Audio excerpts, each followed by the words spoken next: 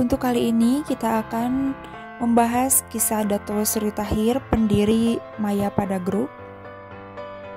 Dato Sri Tahir lahir di Surabaya pada tahun 1952. Beliau adalah seorang pengusaha di Indonesia sekaligus pendiri Mayapada Group.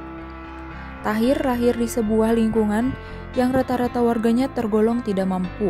Dia dibesarkan oleh sepasang ayah dan ibu yang menghidupi keluarganya dengan membuat beca.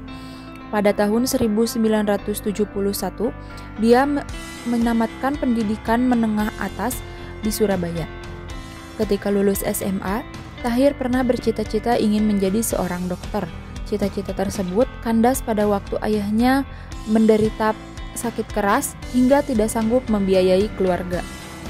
Akibatnya, Tahir harus berhenti kuliah dan melanjutkan bisnis ayahnya di Surabaya. Ia mendapat beasiswa di sekolah bisnis di Singapura. Di Singapura, Tahir menempuh studi sembari tiap bulan mencari produk di Singapura untuk dijual di Surabaya. Dia membeli pakaian wanita, sepeda dari pusat perbelanjaan Singapura dan menjualnya kembali ke Indonesia. Di umur 35 tahun, ia bersekolah kembali lalu menyelesaikan pendidikan keuangan di Amerika Serikat. Pengalaman dan keberaniannya dalam berbisnis pada akhirnya membawanya sebagai seorang pengusaha muda. Dia dikenal sebagai pengusaha ulet dan memiliki bisnis yang cukup beraneka ragam dan kesemuanya sukses.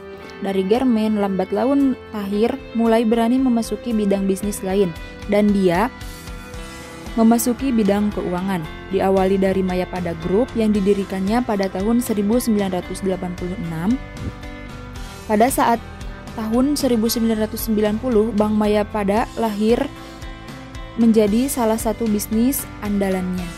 Saat krisis ekonomi tahun 1998 menghantam negeri, banyak bank pemerintah maupun swasta yang ambruk. Namun di tengah situasi berbahaya seperti itu, Bank Mayapada tetap bertahan. Aktivitas perbankan Bank Mayapada tidak lumpuh karena ia tidak mengambil kredit dari bank asing sebesar bank-bank di Indonesia pada waktu itu. Bank Mayapada terus agresif ketika melihat dirinya sukses menghadapi krisis moneter. Pada tahun 2007, bank ini mendapat predikat bank umum terbaik nomor 2 selain bank milik negara. Pada tahun 2018 pula, Tahir tercatat sebagai orang terkaya keempat di Indonesia. Sekian video kisah Dato Sri Tahir, semoga bermanfaat dan menginspirasi. Terima kasih.